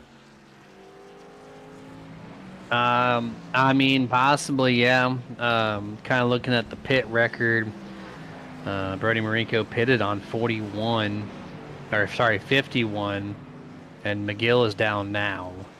So he's got a much faster truck, and with 18 laps, even though he's going to lose about 20 seconds here, he's about 2 seconds faster almost every single lap, or close to it. So it'd be fun to see. It's possible. If he can make that up. Let me see, there's over half a track right now, but 18 laps around here is still, that's plenty of time to get to him. Well, and I mean, if we look at the pit stint right now, so we have, let's see, Mantle's been on this set of tires for 7 laps, Slade for 5, Clayton White for 12, McCoy for 10 as it sits right now. That is your top 4, so they're good as it sits right now. Clayton White, the one that has been out there the longest on his current set of tires. But like I said, Jeremy, I mean, everything right now, that 89 of Bobby Mantle is doing everything right as it currently sits. 99 Austin McGill just brought out the lawnmower on the exit of the inner loop just a moment ago. But he's on the backstretch, headed to turn 7 now. Bradley Minor, 6th place. So we got the Nerd TV replay up for it. No, this is Abram Ghostin. Oh, okay. Let's see what happened to the 25. Remember, he's been off camera up until our top 10 recap. Oh! Kept it on the track surface the entire time. Hell of a job. But parks it in the complete wrong spot. The truck died. He had to refire it. Yep. Had to refire it back up. Kept it going. Nobody's passed him. Nobody hit him. Nobody did anything. So, good job for if you're going to choose a place to spin it. That was definitely that moment. But don't do it again. As we're back focus to your race leader, 52 seconds over Joshua Slade. How many times can you go out there and say, I want to race by an entire minute? Not very often. You see it more by, at road races just because there's no full course cautions. But, I mean, even so, the race is usually a lot closer. Like I said, that Bobby Mantle has been on a rail, and so had Austin McGill up to that point. Both of those drivers literally had been in their own zip code the whole race. So Bobby Mantle's been making all the right calls. He's been clean on and off pit road. He's been clean on the track. Like I said, that's a very clean truck compared to some of them that we've seen. I'm going to call up EJ Luna, even though that lap 1 incident wasn't his. But, that truck looks like a truck that would pull into the garage after a 500 lap event at Bristol Motor Speedway. So, Bobby Mantle's been making all the right calls, Jeremy. And as long as he keeps doing it for another 15 laps, he's going to find himself in victory lane over here at the Global Racing Truck Series. Yeah. And just keep on trucking, man. You don't need to do anything dumb at this point. You got it locked down. And, well, speaking of dumb, maybe we might have some more issues. 57 Ron Harrington this time. Turn 1. Oh, yeah. Trouble. Deep. He came in super hot on that one there. I mean, it was a clean spin, no damage or anything else, but he came in super hot into that corner. And like I said, that's one of the hardest corners because it's a sharp 90-degree right-hander. It's a heavy braking corner because you have to come down from full speed from the long straightaway. It's a heavy downshifting corner. And it's a change in elevation corner because that corner dives down in and comes up and around. So it throws off the weight of these trucks ever so easily when it comes into it. So definitely the hardest corner, probably bar none out of all the other ones at this track. Danny White out of the truck, onto the social medias, specifically YouTube. And he says, destroyed my truck. Good luck, Lone Star. Danny, yeah, that was unfortunate. We saw both inner loop exchanges between your truck and the outside wall where the tire barrier was, and not good.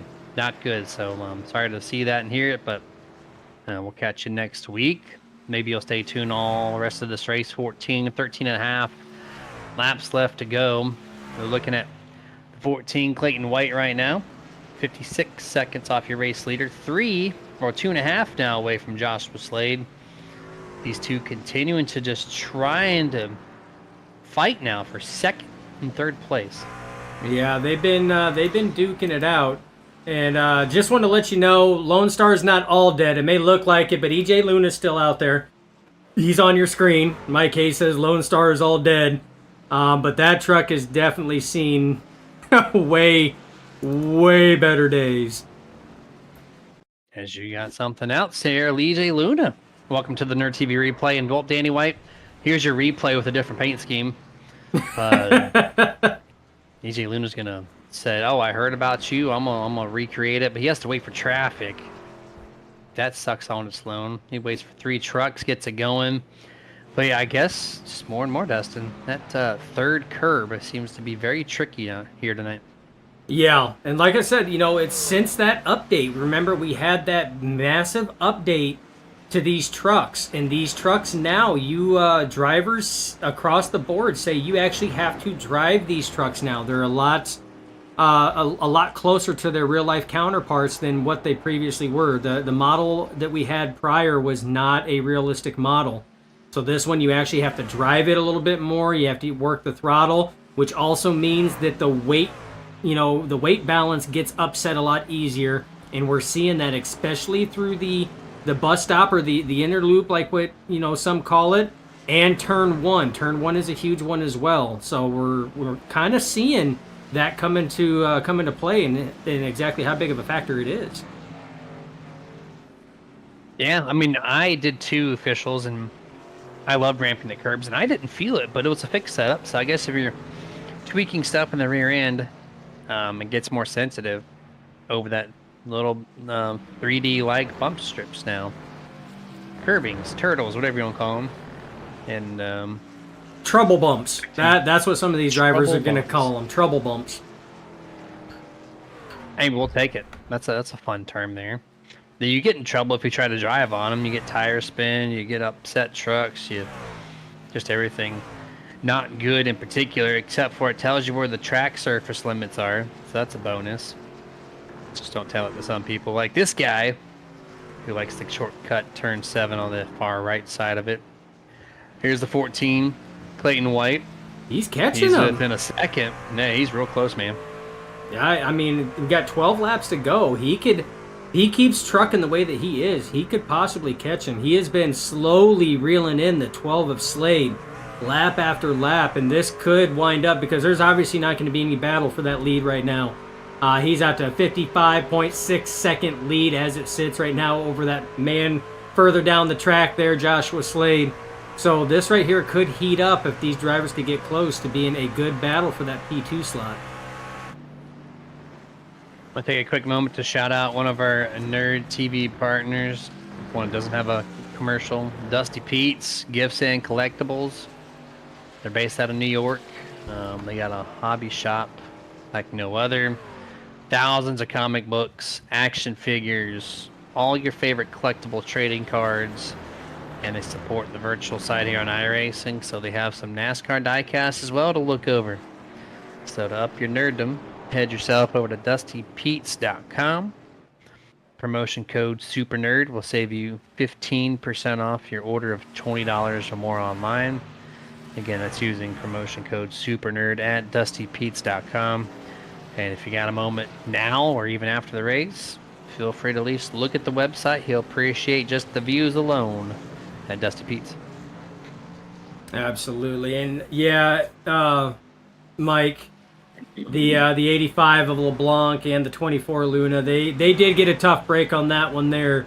We never really got to see what they could have brought to the competition level here, because they were involved in that lap 1 incident at the exit of the bus stop, or the inner loop that some call it, and took damage on it, unfortunately. So that one there damaged quite a few trucks on that one. So there was a number of drivers that unfortunately had the same outcome and kind of got shortchanged before even completing a single lap, Jeremy. Yeah, I think 6 trucks in total received some type of damage. And a very congested end to the inner loop there. Looking through the 22, JJ McCoy, 4th place. Not really to gain that ground back that he had fighting Clayton White and Joshua Slade. So he's just in a world of his own right now in 4th place. Final truck on the lead lap. But, well, he just got passed. He just got right? passed, yeah. So never mind. So it's going to be 3 trucks on the lead lap. And Clayton White's almost 1 minute behind, so he might go down before this race is over. Yeah, very well could be, because, like I said, the 89 of Bobby Mantle, he's putting down some heaters. They're going through the S's right now. Mantle's going through turn 1, just exited turn 1. The S's are his next set. Joshua Slade right there. There's Clayton White now entering the bus stop. As they are, Bobby Mantle just now coming up to the crest of the S's, coming around that corner, heading towards the bus stop. 9 laps left, Jeremy. They could both go down to the 89 before it's said and done. 9 laps to go. Still got 25 viewers on the YouTube side. Appreciate every single one of y'all joining in for this semi-crazy like race for the right turns, !72. At the end of the day, though, the guy who's enjoying all the crazy is the 89 of Bobby Mantle. Just clean track right now. No pressure from anywhere. Almost an entire minute lead. So Grim Reaper looking to pick up a road course victory tonight. And I'm sure he's going to be pumped about this one when this thing's all said and done. Oh, hands down. I mean, like I said, he's made all the right calls. Grim Reaper, they're still doing good. They're short a couple trucks. I mean, Steve Knight's in 18th. I think he was involved, took heavy damage in that lap 1 incident, but they still got 2 trucks in the top 5 right now. It's Bobby Mantle leading, JJ McCoy in 4th. So I have to say, with JJ McCoy saying in pre-race for drivers meeting that he needed to find some speed, he's been holding strong in the top 5, and I'm about betting. I can't speak for JJ, but if he could come out of this thing with all the craziness that's happened with the top 5, he's probably going to be slap-ass happy. I agree. I truly agree to that. And even though you're a lap down, this track, you should not feel defeated if you're 1 lap down, if you're in the top 5. That's still an excellent performance nonetheless. Ooh, Clayton White in the 14 cuts the grass on the left side, trying to set up wide entrance into the final corner. Almost lost it right in front of LeBlanc, but needless to say, he's got now, 5 or 6 truck lengths to make up here. 8 laps to go. I think the 14, if he can get this truck clean up through this section every single lap, which not going to be this one, he has a shot still, but Joshua doing a great job at the moment to hold 2nd place. Yeah, and Josh has been running a very clean race as well. He has to hold on. Another 7 laps, he just has to hold on. Right now, I mean, the only pressure that these trucks have with one another is the 12 and the 14. The 12's got the pressure from the 14. The 14 has the pressure of the 12 driving away. The 89 at LeBlanc back there is not for position. So if it was one of those that he was showing he was faster than the 14, if I was a 14, I would probably just let him by. Let him go up there and try to battle the 12, try to slow him up a little bit, getting around him. But I would not waste or lose any time battling with the 85. It's not for position. So, and the 85's coming. He's closed it now to about a truck length and a half to 2 truck length distance. Yeah, just reeling him in just a little bit here, but as you've already notated, not for position, so just let him go if you need to. I know you got your eyes set on the 12, but don't let the 85 pressure if he's going to put himself in that spot. 6 laps to go, 5.5 really. And there it is. There's the man at the top of the hour. Throughout all of the 8 o'clock Eastern time, it's going to be this 89. Smooth sailing now. Still just 2 seconds away from getting that 1 minute margin, which not too many people, including myself, can say they've gotten something like that. And very shallow entrance here to the bus stop, which is really good. You get really close to that guardrail. You're going to set yourself up for a really straight section of that track. Right on the second groove here, trying to diamond it off just a little. Just right up the table, right in the center there. Very good, clean stuff. Gets a 1X there because why not? Because why not? Yeah, cutting the grass a little bit more to that side there. And I'd say I don't see any movement, Dustin, whatsoever with tire spin in the 89. No, that truck has been solid on the ground. Bobbles every now and then coming out of a corner. But, I mean, that has been probably one of the more solid trucks that we've seen tonight. Austin McGill probably would have been one of the other ones. Just, I mean, the truck is gripped. It's, it is stuck to that track. It doesn't matter if he's turning left, turning right, going up elevation, down elevation. It seems very comfortable for that the driver of that 89 right now. 5 laps to go. Here in this right turn, question mark 72. Abram lets the 14 by, the 12 by. LeBlanc probably going to do the same thing.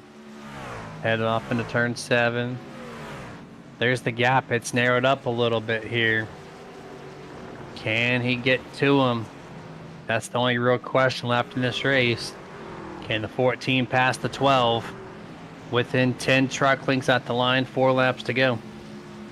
4 laps to go, and that distance gets closer. So it all depends on who can hit their marks going in. Turn 1 is a very, very tricky turn, but we'll just have to see. You see, it looks like the 14 took it a little wider than the 12 did, but now they're working through the S's. This is where Slade has shown that he's been a little bit more dominant, which was going through those S's like that. So, but I tell you, the 14 didn't seem like he lost a whole lot coming up to the bus stop right now. So 4 laps to go, Jeremy, and this is the battle. At the line, it was less than 1 second separating these two. And you can kind of really see it on the screen. It's right at that 1 second margin now, maybe slightly better lap for the number 12 versus the 14. And you got Ron Harrington now going to be in the way. Let's see if they can wait to the front stretch to make the pass happen here. Ooh, Slade, a little upset there. Shallow entry, a little left to right. Gets through the last corner 8. Slides the front again. Really bad corner there. It's going to bring Clayton White back into about 7 or 6 truck lengths at the line. And we're looking about, a 0.8 of a second difference between the two. And so the pressure's on. The 12 is feeling it. Yeah, and you talked about that corner 7 entry. Remember, that was the corner where Slade earlier in the race kind of had that wheel hop and it got loose and had to take it way wide on it, lost a lot of grip. So if I would have to say that there was a corner that the 12 struggles with right now that is his kryptonite, I would probably have to say it's going to be that corner 7 there just before coming to that final turn 8. It's the battle for second and third. There's another battle on track I'm kind of looking over. That's for fifth and sixth. Brody Marico, Bradley Minor. One of these trucks holds the top 5. One of them does not. That's a stat on the stat columns for a top 5 finish right now. Marinko holds it by maybe a half a second at most. As they say, the 46 of Minor, he is pressing the issue. I know it's a lap down, but it's still for a nice little stat position right now.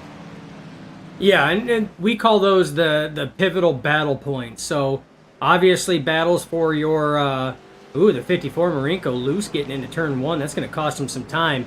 Your battle for the lead, for the race win, that's obviously a pivotal battle point. A battle for third is a pivotal battle point because that is the last podium spot, a chance to come up and talk with the nerds at the end of the race. Battle for fifth is another pivotal battle point. And then battle for 10th is your final pivotal battle point because those are for, like you said, stats in the stat column, a top 5, a top 10. Yeah, I know it's not a win, but I want that stat on my name. I don't care if it's in the hosted stuff or if it's in a league. If I'm in 6th place, I want to make that pass happen. But cycling back here to second and third. Both of our both of our battles are going to be on the same screen here momentarily because the driver's going right up there through that corner. Actually, now coming around the last one, that's your battle for 5th, and this is your battle for 2nd. So both battles are going to be on the same screen here momentarily. Well, that's kind of cool and convenient here for us. Not much camera shifting to be had. There's your battle for 5th. Yep, battle 1 and battle 2. There it is. Very cool camera angle. I love this camera angle heading off in turn 1, by the way. Oh, I do too. So it's such a clean camera angle. Brad Minor's closing in on him, I tell you what. As we get the elevated esports racing 1 lap to go, as Bobby Mantle has the 1 second lead or 1 minute lead. 1 minute 0.472 is the gap between first and second. It looks like he can very well get that achievement accomplished. As we're looking at the 89 now through the S's for the final time. Through the bus stop with second worst corner set for everyone tonight. Very cleanly done there from the 89. Here at the turn 6. 2.5 corners left to go for the right turns. Question mark 72. Backstretch final time here. Again, very clean. I'm curious if he's going to actually hold on. I think he will to that 1 minute margin. There he is, second to final corner. Turn 8, final time. Head down the front straightaway. Bobby Mantle is going to pick up the checkered flag here tonight. Congratulations to the 89. Yeah, excellent drive there for the 89. Still got battles on the track, though. We'll come back to him momentarily. These drivers still working their way around on their white flag lap. So this battle here is going on. We have the battle for 5th. There's Marinko. There's both your battles right there as they all enter the bus stop right now. Marinko currently holds 5th. Brad Minor wants 5th. And then further back, you got Slade holds 2nd. And Clayton White wants 2nd. So we're going to see exactly who is going to come away with these finishing positions. Very cool, Jeremy, to see 2 battles going on right now between 2 different positions on the track. Yeah, they basically found each other. Separates those 2 packs by... Oh, Brad Minor off and around. Gives up the top 5 on the second to final corner. He's going to give it up. Well, he's going to lose that battle to Brody Marinko, I should say. But out in the line, he gave it all he could. Oh, here comes the burnout right in front of the rest of the traffic. You can't do that.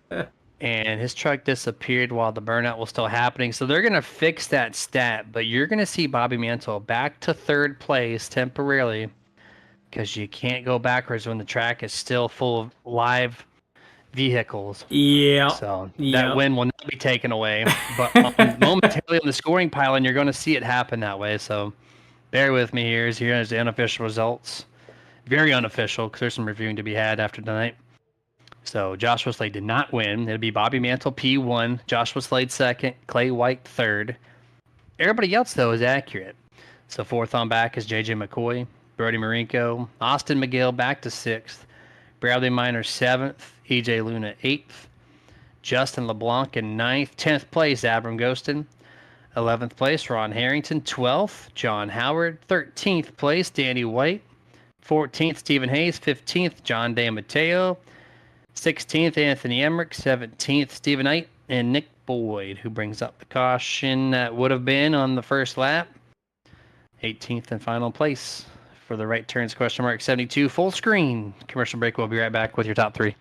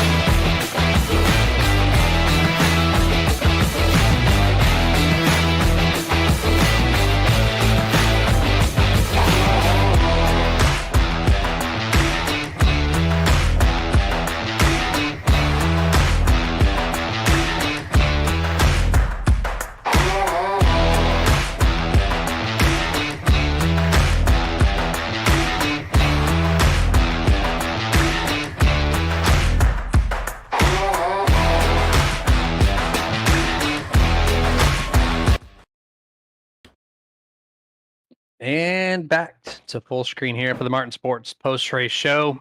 We do have our top 3 gathered up. We will be talking to them.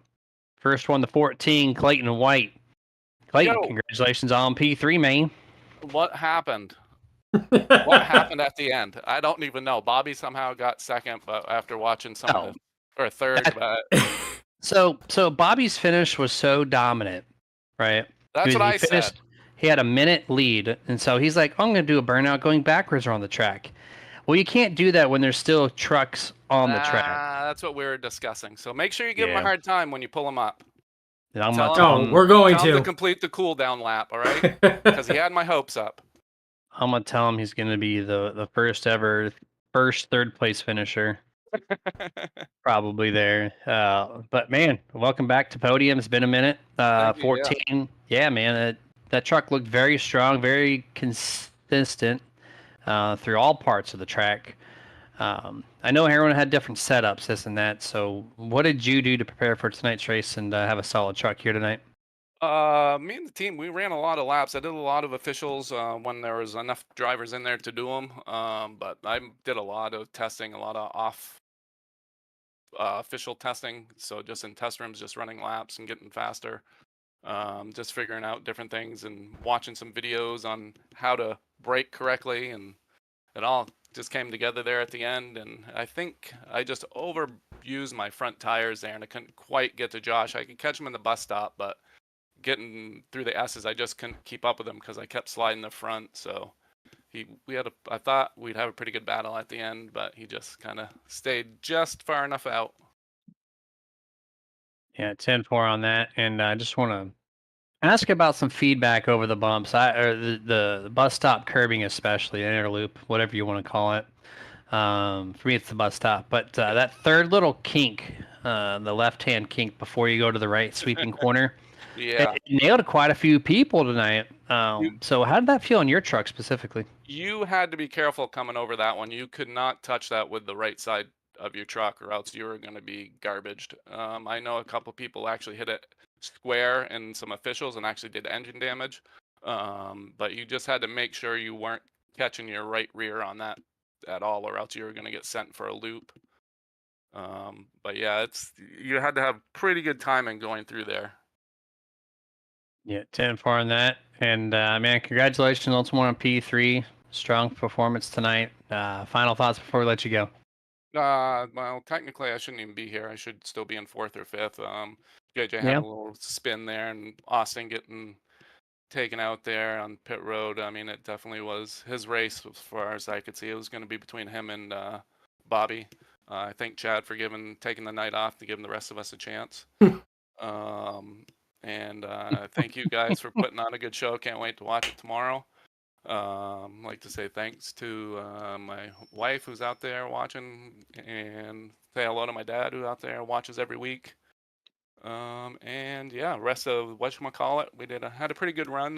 Like I said, should have hopefully, well, technically it should have been whatchamacallit in P1, but hopefully we can bounce back at Milwaukee and see if we can get him back up there because he's still fighting to get into the championship here. So, but yeah, we look forward to moving on and seeing what next week brings. Yeah, I didn't think about it. I know chats are off in game, but you guys are on the same team channel, so you don't have to repeat verbiage. But I'm sure there was some excitement around Uh, 15. But yeah, there was a little there, but I mean, yeah, it's part of it, right? unfortunately, it is. So, but hopefully he can bounce back. He's a pretty quick Yeah. little driver, so I mean, hopefully he can gain a couple spots. Hey, I he mean, fought did back to pretty good coming back P6. up. Yeah, I was about to say, P6. he almost had a top 5 out of it. So, Yeah, it was an excellent coverage from going 2 laps down to 1 lap down to fighting for his way into the top 5 almost. Yeah, it was a great job sure. there. So shout out to 99 for that. But man, go ahead and rest up. That's a grueling 72 laps at Watkins Glen, and we'll catch you next week. All righty, sir. I appreciate your time. Yeah, man, you're very welcome. Thank you. That was the 14 Clayton White from Team Whatchamacallit there, holding the flag for the team, still getting them into the podium top 3. Second place now on top is going to be the number 12, Joshua Slade. Joshua, congrats on P2. Thank you. I appreciate it. You're welcome. You, JJ McCoy, Clayton White could not leave each other all night long.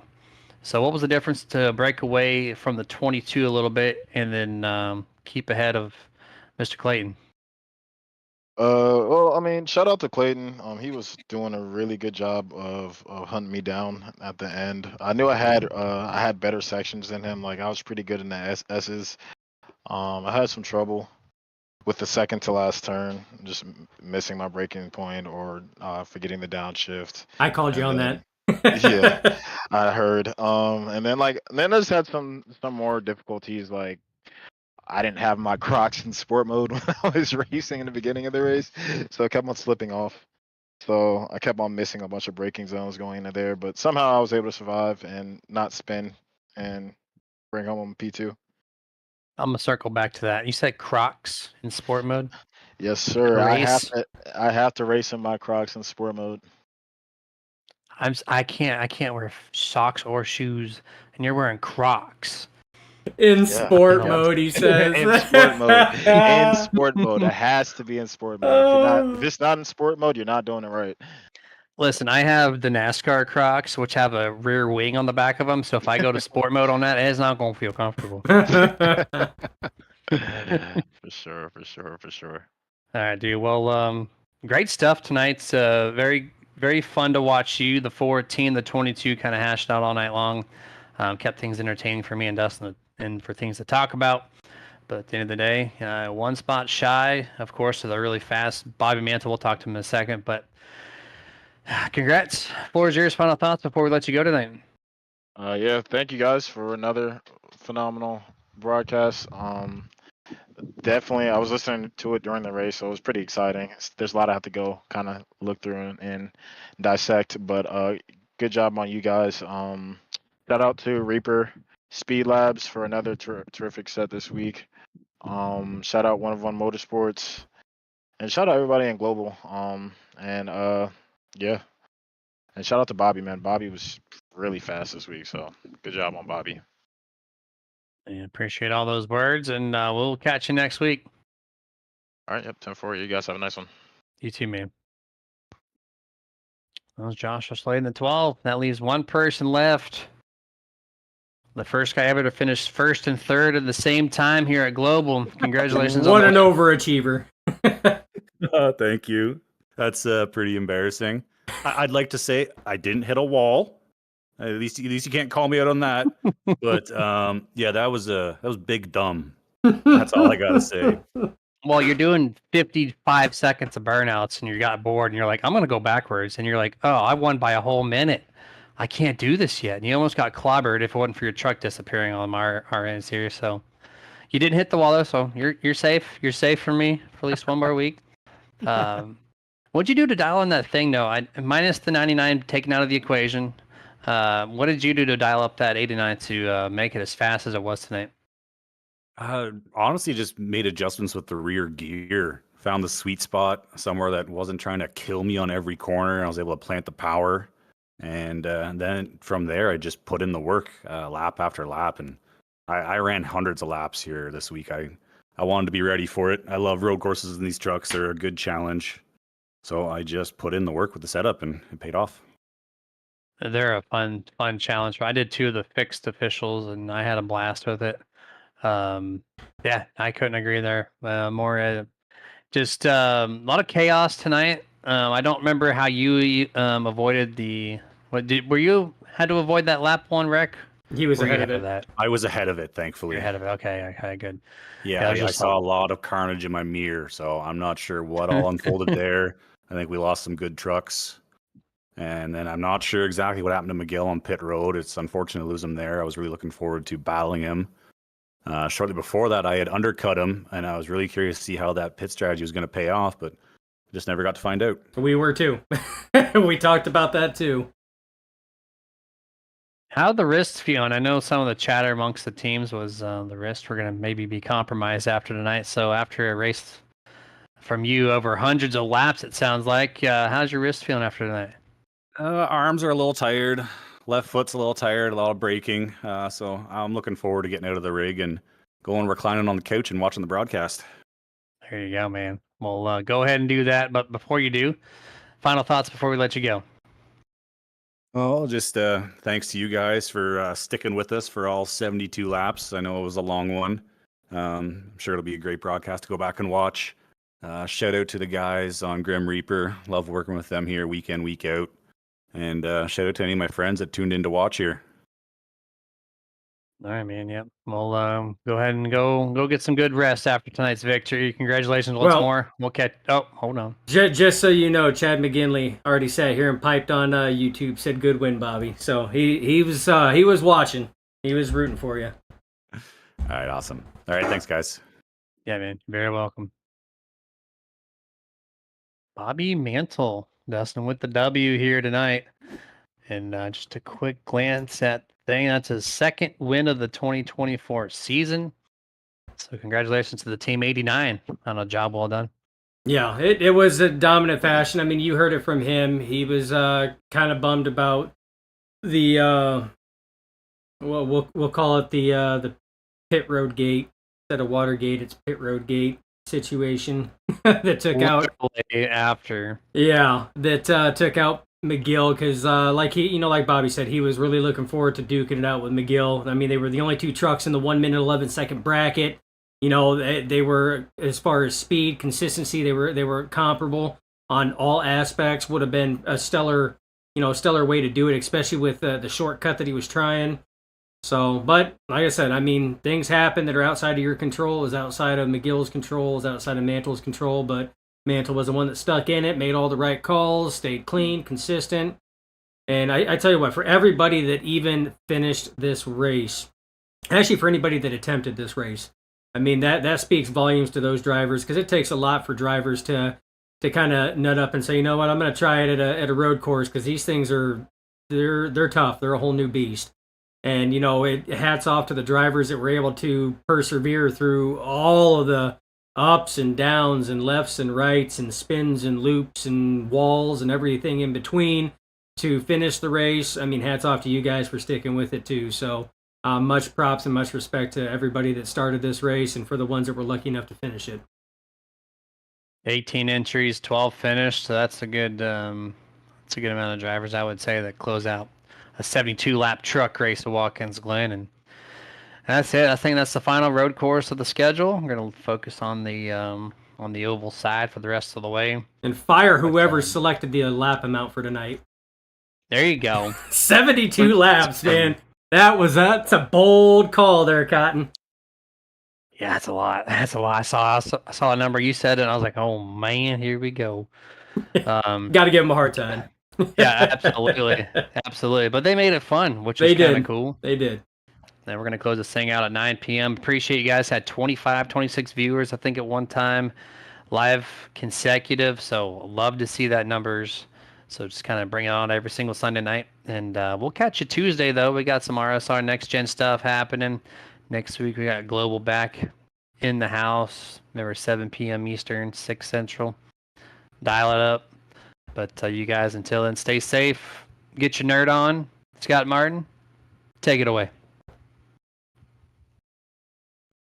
This presentation is brought to you in part by Martin Sports. Get the apparel, look stylish, be badass with apparel from Martin Sports.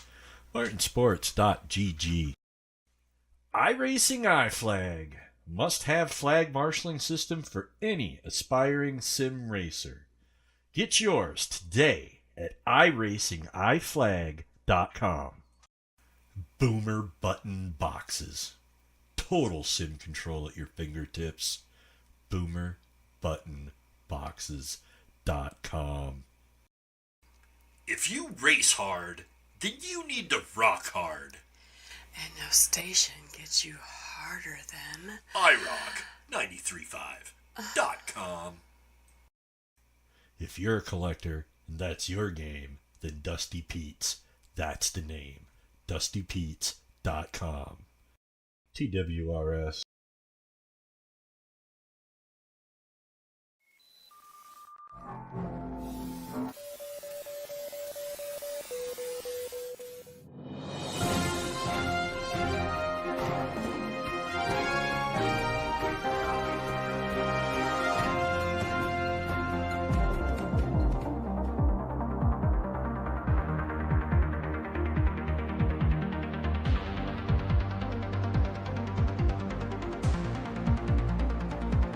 Back when nothing truly